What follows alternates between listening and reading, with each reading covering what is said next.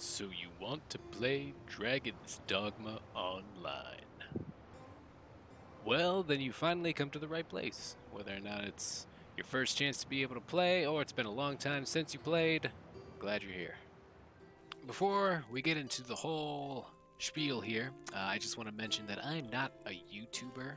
I'm not even really particularly great with video editing software or writing scripts and getting organized. So this is kind of just going to be jumping right into thoughts and opinions and things you should look out for, things you can do, things you can't do. And just going from there. So yeah, forgive me for any disorganization here or non-clear and concise, well thought out sentences. We're just kind of winging it. But all right, here we go. In this video, I'm not going to bother talking about the actual installation of it. I'll link the Discord below, and in there you can see the client download page, which will tell you how to download with various file download options. There's a little bit of file overwriting for like the .exe and the .ini file that you'll need to import through a separate download. And then the start of the game is like you start the game, you make your character, you go through the tutorial. Actually, no, you don't even bother going through the tutorial. You just wait for your character to spawn in and for you to get control, and then you just exit the game, log back into the game, and then you can choose to teleport right here to the White Castle or to the White Temple. Actually, the current state of Dragon's Dogma Online is that of more like a beta. So we have access to all of the lands, but and I think almost all of the monsters up to level 65. There are other higher monsters out in the world and higher dungeons, but obviously the max level at the moment is 65 where you're capped, so you won't be able to take all that on. But there's a ton of stuff to do in this game despite that, so let's get into it. When you first spawn in, you're going to spawn in right down here, and you will always, for whatever reason, be stuck at 760 health. So, first thing you're going to want to do is come down to where you're going to be spending a decent bit of time, which is the vocation station, or the relay station.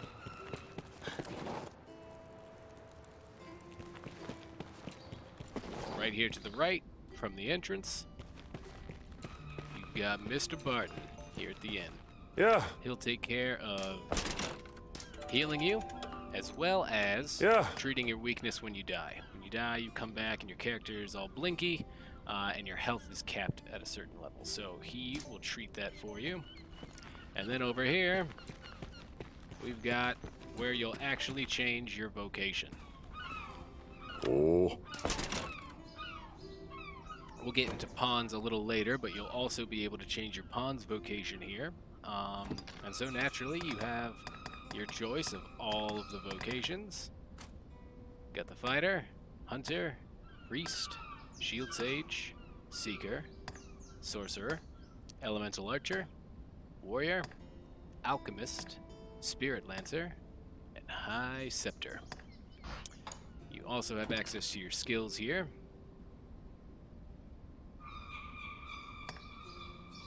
And note that some of these skills have this little EX on them. So right below, whether you're using controller or keyboard, you will be able to press the coinciding key and be able to choose between a couple of different effects for certain skills. So everything's translated. Make sure to give it a good read, know what you want out of your skills, and then you can assign. Alternatively, you can also, bottom as you see there, switch skill palette. So you have two different skill palettes which you can switch between while you're out in the world, but it takes a couple of seconds to switch between them, so get yourself at a safe distance. And then you've got your augments. So this is all of your passive skills, normally unlocked through leveling and leveling up alternative classes, and then using your job points to get them up to level 6. But luckily for us, everything is unlocked already. All the normal skills, all the augments. So you are at your heart's whim to be able to just select whatever you want. These right here, the core skills, this is just like passive stuff that naturally comes with your class. Obviously, there's a few things in here that you can level up. I believe they've already been leveled up. But yeah, so if you want to know any of your class's passive skills, like if you're new to Alchemist or the High Scepter, or even the Spirit Lancer, you can come here to check out whatever your class is capable of outside of using your actual skills. All right, besides that, you've got the handy-dandy menu. So I think either escape on keyboard, start on your controller will bring you here. So you've got access to your item bag. Item post does not work. Which I guess now would be a good time to mention that since not all features or places or NPCs are working in the game, you're gonna want to be careful with what you select here. So item post, no good. Status and equipment, good. Item bag, good. Pawn orders, good. This is where you would access like telling your pawns what to do, and I'll show you how to assign stuff in a little bit. Achievements I don't think work. Arisen profile does, but it can be buggy. Like for instance, if you walk up on a player, a little arrow will appear above their head like that, and if you select them, you can choose whether or not to invite to party or look at their Arisen profile. And there have been cases of like people doing this to other people, and it happens to disconnect them. So a lot of the beta at the moment is trying to know the key features that you can use and avoiding the ones you can't, because all of them will disconnect you. All the ones that you can't will disconnect you from the game. And we'll get to some of that in a little bit. But back to the menu. I don't think any of this work. I know none of the quests are officially in the game, despite what you see on the right side of my screen with the green icons. They're like whatever standard quests kind of have to be in here for your character first starting out in the world, but you can't actually do anything with them. But yeah, I haven't clicked anything in here, and honestly I'm hesitant to even do so, just because, yeah, it's probably going to disconnect me. Your map works. This is super useful, so right here you can actually see where we start off. This is the district we're in right now. There's also a little tavern, but I don't think any of the NPCs work over here. And I'll show you all the NPCs that you can and cannot use. So yeah, you can do that. You can check out the field, so it actually shows the whole White Dragon Temple here. This is the first area that you can explore, and I'll explain a little bit more about the map a little later. And then you've got the global map, right? Being able to see everything that exists in the game. And honestly, the world is pretty darn huge. There's more than even what you're seeing right here. This is just like this particular continent, and there are multiple continents. Area list also works. This just tells you what areas they are and what rank they are. Normally this is also something that you would level up and progress in the game, but all of it has been done for us. And these, okay, so it's four continents that you have access to. Rift Teleport, this is going to be where you actually have all of your teleportation throughout the entire world. And as you can see as I'm flipping through, it's showing you the different continents that exist. You also have your subport crystals, so you won't know all of these right off the bat, but as you're venturing out in the world, you'll see these little crystals sort of sticking up in certain locations. And if you walk up to them, they'll tell you your name. I think they'll also say their name in the map. So yeah, super useful to know. I think you can set favorites, but I'm not sure, so I wouldn't take my word on that. Oh yeah, right. Within the location, and I'm pretty sure this also works for when you're out in the field. It'll show you the sub-crystals that are in the area. So that's also super useful. And then of course here you've got party management. Everything else here does not work. You only use this tab for party management. Chats, though, this is the fun part. In this game, because of the limit of text communication you can do, there's all kinds of phrases that you can use. And all of them actually say stuff, right? Which is super neat. And all in Japanese, too, so you might learn something. And so there's all kinds of different stuff, right? There's these guys, which honestly I haven't even bothered trying to see if I can use them. because these were like considered premium access back when the game was live. But I know for sure that all of these guys work, so use these at your own discretion. And then to use them, you can see it says register shortcut there. You can now, using these 3 tabs, which I'm accessing with my bumpers, register different phrases to this little block. And you access that little block with, as on my controller, right trigger. And same deal, bumpers to go through them. So you can run around while you're doing this, and choose a phrase. All of them accessed by your 4 main buttons and your 4 directional buttons. And then same deal with the pawn orders. You can also set these to spots here in case maybe you just really don't like playing with people and you just want to use the pawn orders there. Now on to NPCs that you can actually access. So naturally, the vocation guy, the inn. I don't think you can do anything with the room manager, but the room, which is right up here, Rizzle's room, is actually accessible. It's like pre-set up for you. I haven't messed around with trying to edit it or anything, and the only thing worthy of note in that room is a pool that you can, or a tub basically, that you could sit in, and it'll give you a certain health and stamina buff. The storage box is accessible, and when we get to pawns, I'll explain something about the pawns regarding the storage box. I also haven't even bothered storing anything in here, as it's not necessarily super necessary, unless you want to keep track of like certain equipment and stuff to save it for whatever reason. You can access this menu, but you've got nothing here.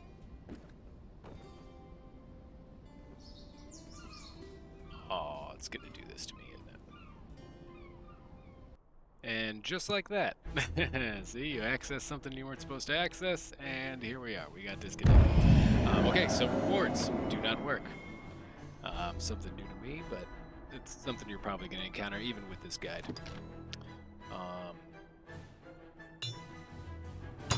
Yep, spawn back to the White Dragon Temple. I guess another little quick thing to note, you got your chat box there down at the bottom left. There is a limited amount of space for messaging, which gets a little annoying, but I don't know, you manage to find a way to work around it.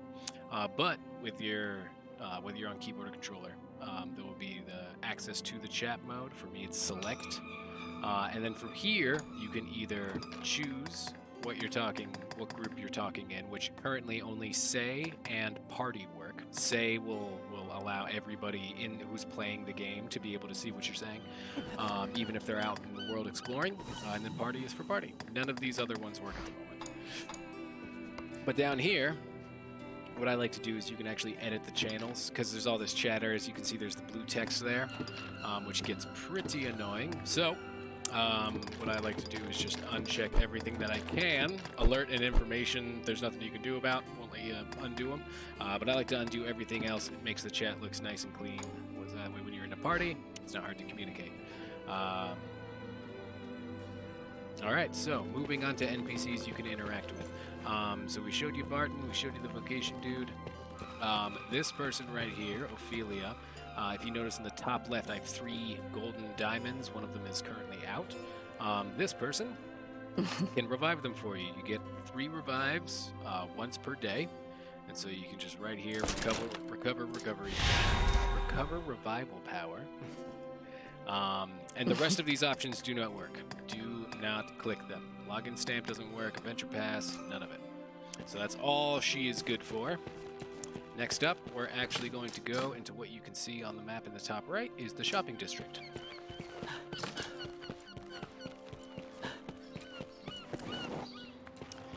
So I'm going to show you the only NPCs you can actually use here. This guy does not work.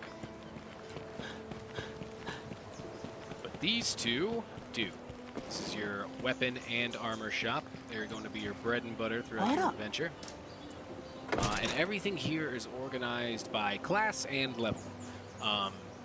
So naturally, the state of progression in the game at the moment is go out into the world, attack monsters, level up, explore dungeons, find bosses, fight the bosses, and in the dungeons and even scattered throughout the overworld, you will find chests and areas where you can collect materials.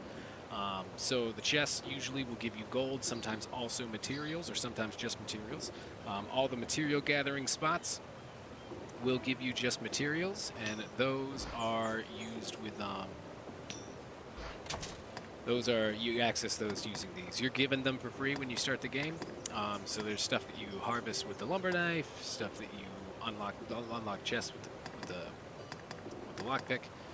You can mine materials with the pickaxe, and then there's like bushes and stuff, which barehanded. But yeah, everything here organized from level and class, and at least on controller. If you hit side, left, and right instead of up and down, it'll like skip ahead very fast. And this is kind of useful if you don't feel like moving over to your mouse and scrolling down the wheel yourself. Coming over here, we've got the armor shop, and same deal here. On my controller, what is it? I think at the bottom you see there it says #1 change info. So if I hit Y on the Xbox controller I'm using, it'll show me the description of the level and class that these items are available for. If I hit it again, it'll show me an actual like preview of what the thing looks like. L and R on my controller will rotate it. I'm not sure what it is on keyboard. And then same deal. Everything here is organized by class and level. So all the helmets, and then you've got your armor, and then you've got your gloves, and then you've got your shoes. And it just, going down the list. Now, the one thing that is worth noting is that there is stuff in the game that you can equip for every class, and that's this stuff here. I think a lot of it, anywhere here, you'll see the stock there. It shows the item name, then the stock that it has in the store, and then the price of it. Some of this stuff is not accessible yet. But all of this stuff is, and this is equipable by any class. And the reason that I mention this is because, and this is definitely worth noting, one of the best features of this game, if you go to your equipment, is that not only do you have your natural stuff that you have equipped onto your character, but at the bottom left, if you see sub-menu, you can now select your dress equipment. So this is all the stuff that actually is appearing on your character. So there is Dragon's Dogma Fashion. So sometimes, that stuff over there that you can equip on any class is fun to use if you feel like spicing up your character a bit. Moving on, the item shop here also works. Yeah. This is where you get all your potions, including your pickaxes, but I don't think these ever run out, so you won't ever have to replenish these. Your lantern kindling, which you will need to obviously light your lantern. None of the keys here you can get, which is also worth noting that there are locked doors in certain dungeons that require these keys, and you cannot unlock any of them at the moment. All right, moving on to the last NPC that you will be bothering with. We're looking at Sally. So Sally has got all of our clothing equipment. So you notice I've got my daggers, my weapon, I've got my helmet, chest piece, arms, legs, and then you've got 3 clothing spots. This is like your body clothing, like a t-shirt you'd be wearing under a suit, your leg wear, which is like, I don't know, basically essentially whatever undergarments you would be wearing underneath your armor, and then your overwear, your cape, so to speak. And this person's got access to all that stuff. And there's a ton of stuff in here.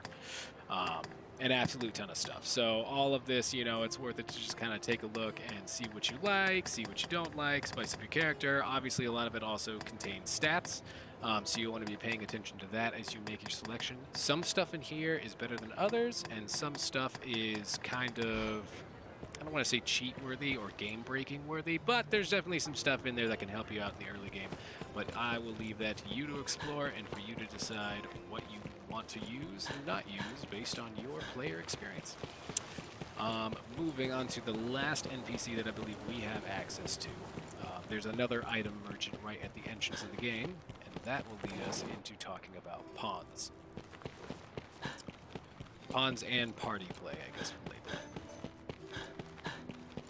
this person is right over here. That's the exit right there to go into the first main overworld. If you choose to just run out there, obviously you can teleport. So Ellen here has also got the same items and stuff like potions and whatnot that we saw at the other shop.